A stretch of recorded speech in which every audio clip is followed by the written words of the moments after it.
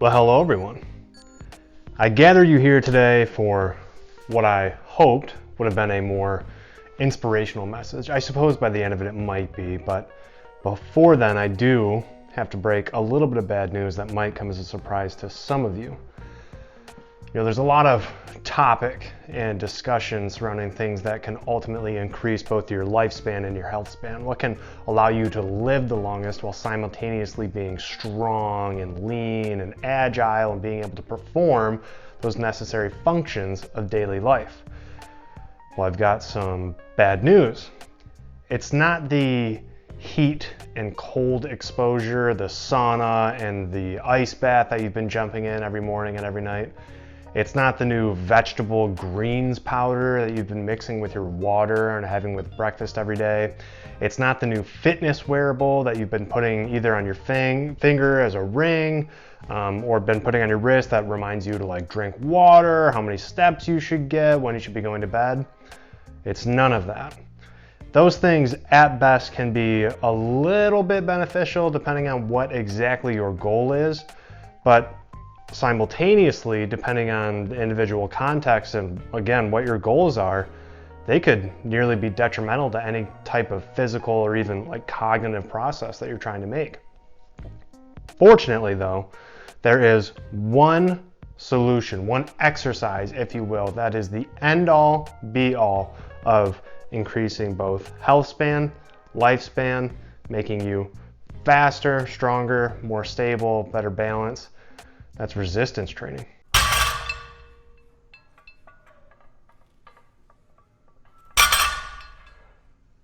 Hey everyone, I'm Dalton with Spot Fitness, where we provide practical information that lowers the barriers for you to begin exercising.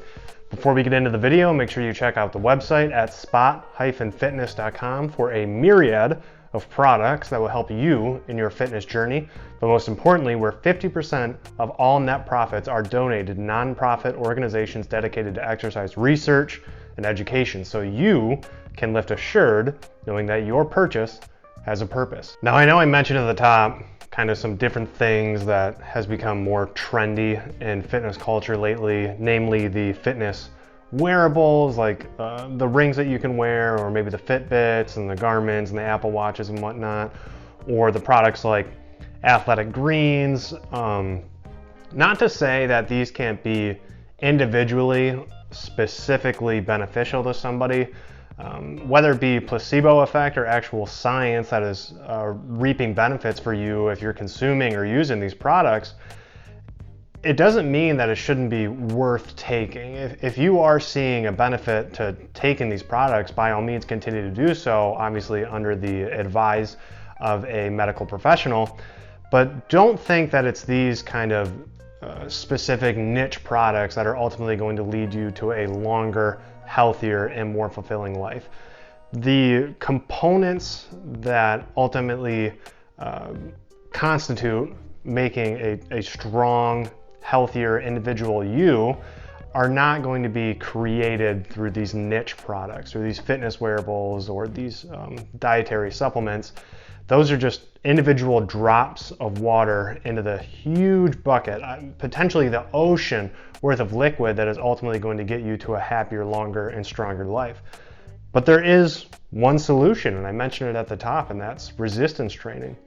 Good old-fashioned pushing around the weights or the resistance bands, or even doing body weight movements like push-ups and sit-ups and kind of the old school, old-fashioned stuff that all of us know and is tried and true formula for success. And it isn't so much resistance training in and of itself that is necessarily important for a long life. It is the creation, maintenance, and subsequent preservation of muscle mass that is so important. And resistance training, by all accounts, is the most effective vehicle for, again, creating this muscle and preserving it and allowing you to use it over your lifetime.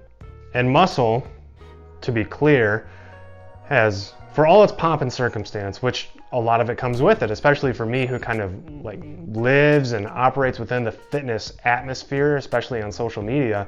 I'm somebody who's always with a shrewd eye looking at other people's muscles, particularly other guys' muscles. Like, wow, that guy's got great traps, great arms. Wow, that guy's got sick quads. Look at that quad sweep.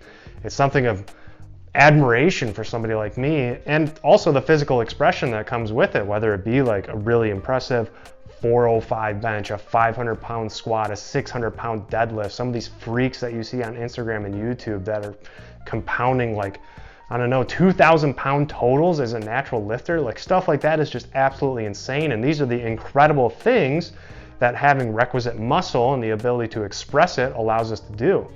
But what is way cooler and fundamentally more important than feats of strength like that is the ability to, in 20, 30, 40, 50 years down the line, do things that we take for granted right now, which is to be able to go outside and play with somebody, like a grandfather being able to go outside and play with their grandchild. If you don't have the requisite strength and the muscle to be able to get up out of your recliner, to go over to the door, to open the door, to traverse down the steps, to go outside and picking up a ball and throwing it back and forth with your grandson or your granddaughter, being able to pick them up and cuddle them and offer them words of affirmation, muscle is really all for naught at that point, because it doesn't matter if 20 or 30, 40, 50 years ago you were able to bench 315. If you don't regularly resistance train throughout your lifetime, muscle truly goes into a use it or lose it mode, and you will lose it. And beyond the actual physical expressions that muscles allow us to achieve, again, the bench press and deadlift, and the more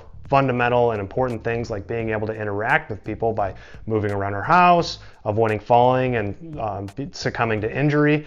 It's things like metabolic health, the effects that resistance training has on obesity, on insulin resistance. You might think that diet is more important for things like that, but diet in tandem with regular exercise, in particular resistance training, is way more important, because we need to have the requisite muscle to be able to partition the nutrients that we're taking in. And if we don't, as we get older, we're just going to store all the nutrients that we have as adipose tissue, the fat that's surrounding our internal organs. I'm forgetting the name of it right now. And that's just not what you want to do, because that's going to inhibit your ability to live a long and fulfilling life when you're not properly partitioning the nutrients that you're intaking and sourcing them to your muscles rather than storing them as fat and ultimately becoming insulin resistant and pre-diabetic and ultimately full-on type 2 diabetic. It's things like this that had you had a well thought out, not even well thought out, I mean, you can just have like a mundane resistance training program that you do repeatedly over your lifetime that's going to allow you to reap nearly all of the incredible benefits that resistance training allows. It doesn't have to be complicated. If you are unaware, muscle mass decreases approximately 3 to 8% per decade after age 30, which for the average adult equates to roughly 4 to 6 pounds of muscle every 10 years. And I understand that this doesn't seem like a lot, so allow me to try to put it into a more relatable perspective. The average American male weighs 198 pounds, which, by the way, is up 30 pounds since 1960, not very good, and has an average body fat percentage between 18 and 24%, so we'll just cut that down the middle and call it about 22%. So, if you weigh 198 pounds, this means that the average adult male has a lean body mass, which is just the culmination of your muscle, bones, and body fluid, of 154 pounds. This means that at age 40, you might have 148 pounds of muscle, then at age 50, 146 pounds of muscle, then at age 60, 140, and so on, all the while likely remaining the same weight, just replacing the muscle that you're slowly losing with excess adipose tissue, or worse yet, visceral fat. Finally found the word for it. The fat that's accumulating around your internal organs, which is just freaking bad news bears you want to avoid at all cost. And if this still seems kind of meaningless, like it doesn't seem like a big deal to lose 4 or 5 pounds over a decade, let's think of it in terms of specific muscles. Like take your bicep, for instance. Like you get somebody who works out a lot, they got pretty nice, big, well-defined biceps. How much do you think that bicep weighs? If you take like a natural professional bodybuilder or something, maybe that bicep weighs like 5 pounds, right? Like that's a pretty big bicep. Maybe you take like an enhanced lifter, one of those Mr. Olympia just freaking freaks up on the stage whose bicep is like the size of your quad. How much do you think that weighs? 10 pounds? You're wrong if that's how much you think it weighs. The biggest muscle in our body is our glute, your butt, your tushy, your thigh extender. That at most weighs around like 2 pounds.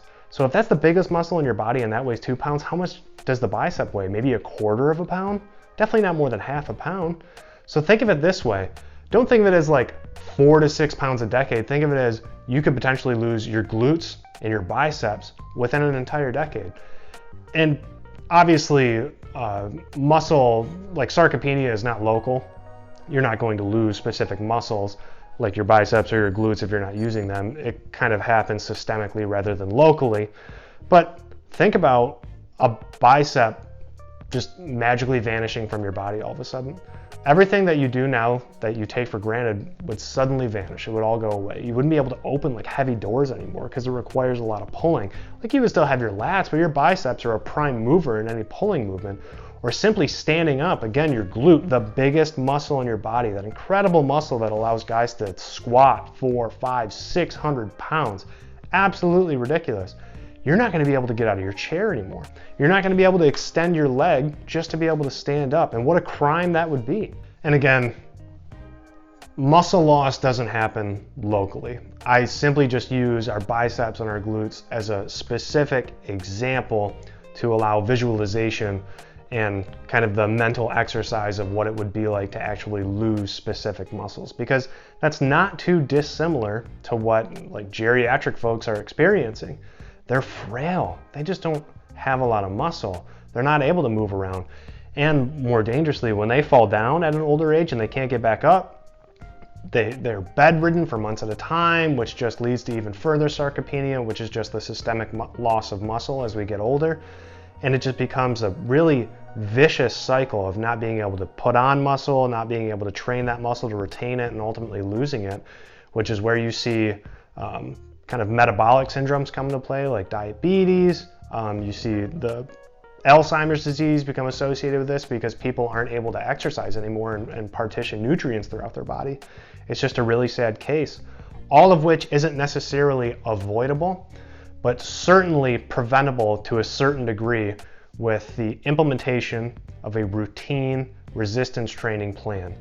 You're not going to be able to ward off these metabolic diseases that I keep referencing by doing like a ketogenic diet in the long term. It can be helpful for certain people in certain scenarios, but it's not the end all be all like a resistance training plan can be based on scientific literature. Like the hot and cold showers that you're not doing is not going to create this systemic health benefit that's going to last you an entire lifetime like resistance training can. I know I keep harping on it and I sound like a broken record, but it's fundamentally right. Like we need to be doing resistance training in our life, not only to benefit us in the short term by, looking more aesthetic, being stronger, being able to do things around the house, but thinking forward to 30, 40, 50 years down the road when the muscles that we're taking for granted right now are going to become more important than ever, because we're going to have important things that we need to do, grandchildren to play with. We're gonna have to be moving around the house to be able to make ourselves meals. Just simple facets of life like that we take so incredibly for granted at this stage in our lives. We need to preserve the muscle that we have now, even build a little bit more if we can, through a consistent resistance training program that allows us to express that muscle when we really need it towards the end of our lives. And it may seem foreign, this channel really is dedicated to get people into fitness. It's not about maximizing anything. There's plenty of channels out there that can talk about the programming, the different periodizations and progression systems for people that are getting really into resistance training like myself. But fundamentally, all you have to do is just bang out a couple push-ups today. Find something, just some kind of horizontal pole or bar or 2x4 or something that you can grab onto and do some pull-ups, do some sit-ups, do some body weight squats. The barriers to entry for exercise can be as low as you want to make it. You don't have to go get a gym membership right now if you're not comfortable. There's a lot of anxiety that comes with going to the gym and doing something foreign to you for the first time because you're just not an expert in it. And there's people there that are going to be intimidating. They're big, they're strong. I totally understand that. It's things that I've gone through in my life and I see people go through all the time. But just remember that Some things are so important in life, like resistance training, like I'm talking about right now, for metabolic health, for cognitive health, for physical health, that any anxiety that you have surrounding it, any barriers to entry that you perceive, sometimes it is just undoubtedly worth being able to hurdle over those to be able to reap the incredible benefits that something like resistance training inevitably offers you, even in what little capacity you wish to do it. Thanks for watching, and remember to check out spot-fitness.com for all of your fitness apparel and needs.